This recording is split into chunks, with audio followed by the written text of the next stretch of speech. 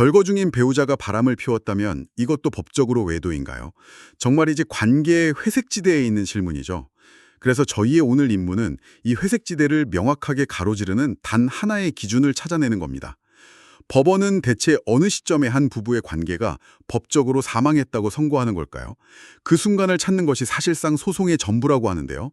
오늘 저희가 분석할 자료는 법무법인 라온의 이창엽 변호사님이 작성하신 심층 분석 자료들입니다.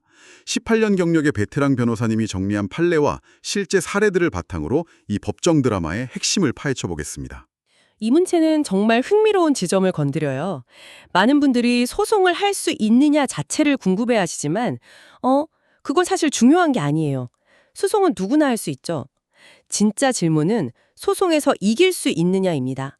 그리고 이 질문에 대한 답은 오늘 우리가 이야기할 단 하나의 기준, 즉 혼인 관계가 파탄 났다고 볼 수 있는가, 여기에 달려 있습니다. 바로 그 지점이군요. 파탄.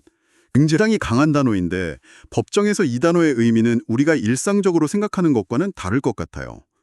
자료를 보면 변호사님의 답이 청구는 가능하지만 위자료를 무조건 받을 수 있는 건 아니다. 이렇게 되어 있는데 이 불확실성의 핵심이 바로 그 파탄 시점에 대한 해석 차이 때문이겠군요. 적인 외도 사건은 바람을 피웠다는 사실만 입증하면 되잖아요.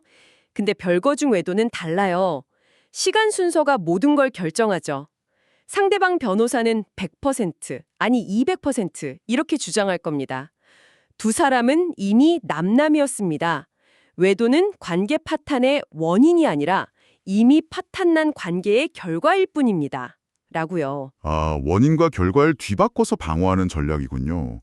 당신이 바람펴서 우리가 헤어지는 게 아니라 우리가 이미 3년 전에 끝났기 때문에 내가 다른 사람을 만난 거다. 이런 논리인 거죠. 바로 그겁니다.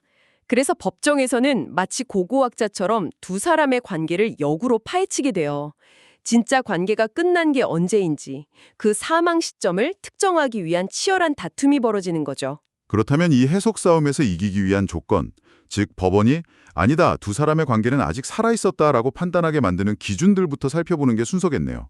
몸은 떨어져 있었지만 마음의 끈 혹은 법적인 끈은 이어져 있었다고 인정받는 경우 말이죠. 네, 자료에서 제시하는 가장 명확한 기준은 바로 별거의 목적입니다. 두 사람이 왜 떨어져 지내게 되었는가? 만약 그 목적이 관계 회복을 위한 냉각기였다면 이야기는 완전히 달라집니다. 예를 들어 크게 싸운 후에 아내가 생각할 시간을 갖자며 잠시 친정에 가 있는 경우, 혹은 남편이 지방으로 발령나서 어쩔 수 없이 주말 부부로 지내는 경우 같은 거죠. 그러니까 헤어지려고 한 별거가 아니라 오히려 관계를 지키기 위해 잠시 거리를 둔 상황이라는 거네요. 그 의도가 중요하군요. 의도가 전부라고 해도 과언이 아니에요. 법원은 물리적 거리보다 두 사람의 의도를 더 중요하게 보거든요. 그리고 그 의도를 증명하는 것이 바로 교류의 지속 여부입니다. 별거 중에도 자녀 문제로 계속 연락을 주고받았거나 한쪽이 다른 쪽에 생활비나 양육비를 꾸준히 보냈다면 이건 우리는 여전히 경제적, 정서적 공동체라는 아주 강력한 증거가 됩니다. 저는 이 부분이 정말 흥미로웠어요. 단순히 돈을 보냈다는 사실을 넘어서 그 행위 자체가 나는 여전히 당신과 아이에 대한 부양 의무를 다하고 있다는 선언처럼 해석될 수 있다는 거잖아요. 근데 상대방은 그건 그냥 애들 때문에 보낸 거지 라고 반박할 수 있지 않나요? 공동 양육과 부부관계 유지를 법원은 어떻게 구분하죠? 아주 날카로운 질문입니다. 그래서 단 하나의 증거만으로는 부족해요. 상대방 변호사는 당연히 그렇게 주장할 겁니다. 하지만 생활비 이체 내역에 더해 별거 중에도 서로 안부를 묻거나 주말에 애들 데리고 뭐 할까? 같은 일상적인 대화를 나눈 메시지가 있다면 어떨까요? 양가 부모님 생신이나 명절 같은 가족 행사에 함께 참석한 사진이 있다면요? 이런 증거들이 겹겹이 쌓이면 단순 공동 양육이라는 주장은 힘을 잃게 됩니다. 부부로서의 실체가 여전히 존재했음이 드러나는 거죠. 퍼즐 조각을 맞추는 것 같네요. 하나의 조각은 다른 의미로 해석될 수 있지만 여러 조각이 모이면 하나의 그림만 완성되는 것처럼요. 자료에 나온 관계 회복 노력도 같은 맥락이겠네요. 부부 상담을 받았다거나 화해를 시도하는 메시지를 보냈다는 건 정말 빼도 박도 못하는 증거가 되겠어요. 그렇죠. 우리 다시 잘해보자고 노력하는 와중에 상대가 바람을 피웠다면 그 외도는 혼인 파탄의 결정적 원인이 됩니다. 마지막으로 가장 의외라고 생각하실 수 있는 경우가 있는데 바로 이혼 소송 중일 때입니다. 이건 정말 많은 분들이 오해하실 것 같아요. 소송을 시작했다는 것 자체가 감정적으로는 끝을 선언한 거나 마찬가지잖아요. 그런데도 법적으로는 부부라는 건가요?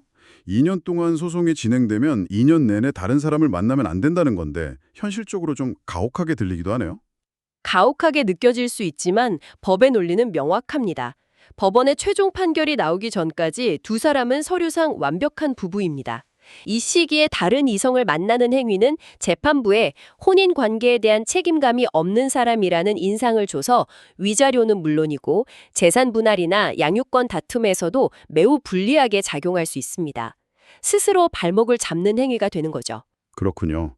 정리하자면 별거의 목적이 관계 회복이었거나 별거 중에도 꾸준한 교류와 부양의 의무를 다했거나 혹은 아직 법적으로 이혼이 확정되지 않았다면 우리는 잠시 떨어져 있었을 뿐 당신의 외도가 우리 관계를 끝장냈다고 주장할 수 있는 거군요. 맞습니다. 그 주장이 법정에서 받아들여지면 위자료를 받을 수 있는 거고요. 그럼 이제 반대쪽 코너로 가보죠. 관계가 좀비처럼 서류상으로는 살아있지만 실제로는 완전히 죽어버린 상태는 어떻게 판단할까요? 상대방이 우린 이미 남남이었다는 주장에 성공하는 경우 말입니다. 대법원 판례의 입장은 일관됩니다. 이미 혼인관계가 회복할 수 없을 정도로 파탄난 상태에서 제3자와 관계를 맺은 것은 혼인 파탄의 원인이 될 수 없다. 즉, 인과관계가 끊어졌다고 보는 겁니다. 가장 대표적인 경우가 장기간의 완전한 단절입니다. 여기서 장기간이라는 게 어느 정도를 말하는 건가요? 1년? 2년? 기준이 있나요? 법에 딱 정해진 기간은 없지만 판례를 보면 통상 수년 이상 연락 한 통 없이 경제적 지원도 전혀 없이 완벽하게 남남처럼 지내온 경우를 말합니다.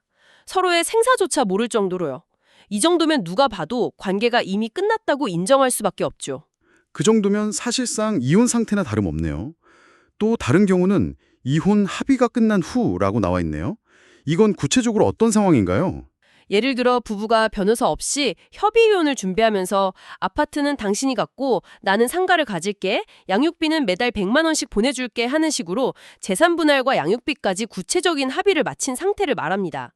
서류에 도장만 안 찍었을 뿐 모든 정리가 끝난 거죠. 이런 상황에서 한쪽이 새로운 사람을 만났다고 해서 그걸 문제 삼기는 어렵습니다. 이미 두 사람 사이의 혼인관계는 그 합의가 끝난 시점에 실질적으로 파탄났다고 보기 때문입니다. 마지막으로 졸혼 상태도 있네요. 최근에 많이 이야기되는 개념인데 법적으로도 의미가 있군요. 네, 만약 부부가 우리는 이혼은 하지 않지만 더 이상 부부로서의 정조 의무는 지지 않고 각자의 사생활을 존중한다고 명시적 혹은 묵시적으로 합의했다면 그 이후에 이성관계를 외도라고 주장하긴 힘듭니다. 물론 이 합의가 있었다는 걸 증명해야 하는 어려움은 있습니다. 들어보니 결국 모든 건 증거 싸움으로 귀결되는군요. 상대방이 이미 끝난 사이라고 주장하지 못하게 하려면 우리는 여전히 부부였다는 사실을 입증할 증거를 모아야 하고 반대로 상대방은 우리는 완전히 남남이었다는 증거를 내밀 거고요. 정확합니다. 그래서 자료에서도 두 종류의 증거가 필수적이라고 강조합니다. 첫째는 당연히 외도 자체에 대한 증거겠죠. 모텔 출입 CCTV 영상, 차량 블락박스, 카드 결제 내역 같은 것들요. 그런데 CCTV 같은 건 보관기간이 짧지 않나요? 확보하기가 쉽지 않을 것 같은데요? 맞습니다. 보통 2주에서 한 달 정도라 신속하게 증거 보전 신청을 통해 확보해야 합니다. 하지만 그보다 더 중요한 것이 두 번째 증거, 바로 부부의 실체를 입증하는 증거입니다. 앞서 말한 카카오톡 대화 내용, 생활비 이체 내역, 가족 행사 참여 사진 같은 것들이죠. 자료에 나온 디테일 중에 정말 놀라웠던 게 카톡 대화에서 여보, 당신 같은 호칭을 사용한 기록도 중요한 증거가 된다는 부분이었어요. 호칭 하나가 관계의 성격을 규정하는 단서가 될 수 있다니 정말 법정은 미세한 부분까지 들여다보는군요. 그렇습니다. 법정은 두 사람의 감정 그 자체가 아니라 감정이 외부로 드러난 객관적인 흔적을 따라가기 때문입니다. 여보라는 호칭은 두 사람이 서로를 여전히 배우자로 인식하고 있었다는 강력한 흔적이죠. 증거 이야기를 하다 보니 자료에서 형사 전문 변호사로서 아주 강하게 경고하는 부분이 있더라고요. 불법적인 증거 수집에 대한 경고? 네, 이 부분은 정말 아무리 강조해도 지나치지 않습니다. 제가 실제로 겪었던 사건들도 있고요. 억울하고 분한 마음에 흥신소를 고용하거나 상대방 차에 몰래 녹음기나 위치 추적기를 설치하는 분들이 있습니다. 이건 이혼 소송에서 이기고 지는 수준의 문제가 아닙니다. 어떤 최악의 상황까지 갈 수 있는 건가요? 통신비밀보호법 위반은 굉장히 무거운 범죄입니다. 징역형까지 선고될 수 있어요. 그렇게 불법으로 수집한 증거는 당연히 법정에서 효력도 없고요. 결국 증거는 증거대로 못 쓰고 나는 피해자에서 순식간에 형사 피고인으로 신분이 바뀝니다. 상대방은 이걸 빌미로 형사 합의금을 요구하겠죠. 결국 내가 받으려던 위자료보다 훨씬 더 큰 돈을 합의금으로 물어주고 전과자까지 되는 정말 최악의 시나리오로 이어질 수 있습니다. 절대 해서는 안 되는 일입니다. 와, 억울함을 풀려다가 오히려 가해자가 되어버리는 덫이군요. 정말 중요한 지적입니다. 자, 그럼 이론적인 설명은 이 정도로 하고 자료에 나온 실제 사례를 통해 비교해보면 이해가 훨씬 빠를 것 같습니다. 먼저 위자료 청구에 성공한 사례부터 살펴볼까요? 결혼 5년차 부부의 이야기입니다. 잦은 다툼 끝에 아내가 생각할 시간을 갖자며 친정에 간 지 3개월이 된 상황이었죠. 남편은 관계를 회복하고 싶어서 매일 카톡으로 사과하고 돌아오라고 설득했습니다. 주말마다 아이를 보러 친정에 갔고 생활비도 이전과 똑같이 보냈습니다. 남편은 관계를 회복하기 위해 할 수 있는 모든 노력을 다 하고 있었네요. 그렇죠. 그러다 우연히 아내의 휴대폰에서 동호회 남자와 나눈 자기야 이혼 언제 해? 같은 대화와 모텔 결제 내역을 발견하게 된 겁니다. 소송이 시작되자 아내는 예상대로 별거 시작할 때 이미 우리 사이는 끝났다고 주장했습니다. 이 상황, 지금까지 저희가 나눈 이야기들을 적용해보면 결과가 거의 예측되네요. 남편의 완승이겠죠? 네, 남편이 이길 확률이 매우 높습니다. 3개월이라는 비교적 짧은 별거 기간, 관계 회복을 위한 남편의 지속적인 노력, 아이를 매개로 한 꾸준한 만남, 그리고 결정적으로 중단되지 않는 경제적 지원. 이 모든 것이 부부관계는 살아있었다는 것을 증명합니다. 따라서 아내의 외도는 관계 파탄의 명백한 원인이 되는 거죠.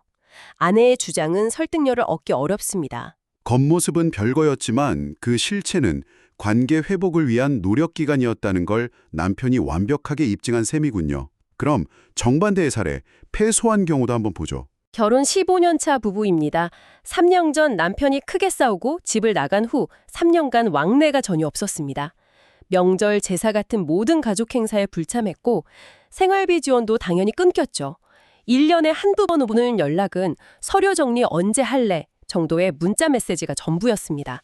3년간의 완전한 단절이네요. 이건 앞선 사례와는 상황이 완전히 다르군요. 네, 그러다 아내가 지인을 통해 남편이 다른 여성과 사실혼 관계로 동거 중인 사실을 알게 되었고 상간녀 소송과 함께 이혼 소송을 제기했습니다. 남편은 3년 전 집 나갈 때 우리 관계는 이미 끝났다고 주장했고요. 이 경우 아내의 배신감은 물론 크겠지만 법적인 판단은 냉정하겠네요. 그렇습니다. 아내가 위자료를 받기는 매우 어렵습니다. 3년이라는 긴 단절의 시간은 혼인관계의 실체가 이미 소멸했음을 명백히 보여줍니다. 법원은 남편의 새로운 관계가 혼인 파탄의 원인이 아니라 이미 파탄난 혼인관계 이후에 발생한 결과라고 판단할 가능성이 높습니다. 따라서 위자료 청구는 기각될 확률이 큰 거죠. 이 두 사례를 나란히 놓고 보니 승패를 가르는 기준이 정말 명확하게 보이네요. 별거의 이유와 별거 기간 동안의 교류 정도. 결국 이 두 가지가 법정 드라마의 결말을 결정하는 핵심이군요. 감정적으로 아무리 억울함을 호소해도 이런 객관적인 증거 앞에서는 소용이 없다는 말이 이제야 와닿습니다. 맞습니다. 그래서 변호사와 상담할 때도 얼마나 오래 별거하셨나요? 그동안 생활비나 연락은 주고 받으셨나요? 외도 증거는 어느 정도 확보하셨나요? 같은 사실관계부터 묻는 겁니다. 이 질문들에 어떻게 답하느냐에 따라 승소 가능성이 거의 정해지기 때문이죠. 오늘 이 깊은 분석을 통해 청취자분께서도 법적인 전략을 세우는데 큰 도움을 받으셨을 것 같습니다. 결국 감정의 영역과 법의 영역을 철저히 분리해서 접근해야 하는 문제네요. 네. 그리고 오늘 나눈 이야기들의 바탕으로 법적인 문제를 떠나 당신이 스스로에게 한번 던져볼 만한 질문이 하나 떠오릅니다. 법적인 신분을 떠나서 당신에게 있어 부부라는 관계의 끈은 언제 끊어진다고 생각하시나요? 물리적인 거리인가요? 아니면 더 이상 서로를 궁금해하지 않는 정서적인 단절의 순간인가요? 이 질문에 대한 답을 스스로 찾아보는 것이 어쩌면 법정에서의 승패보다 당신의 앞으로의 삶에 더 중요한 의미를 가질지도 모릅니다. 오늘의 이야기 어떠셨나요? 이야기가 유익했다면 좋아요와 구독, 알림 설정 꼭 부탁드립니다.